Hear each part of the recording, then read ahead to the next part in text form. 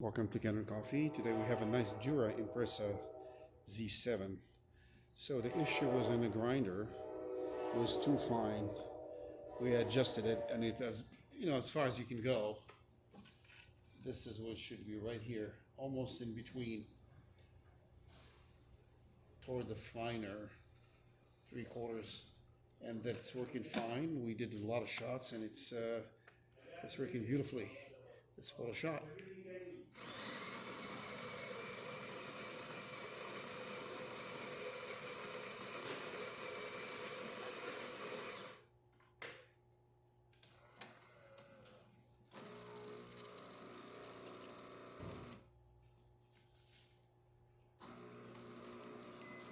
That's dispensing beautifully, not too slow, not too fast.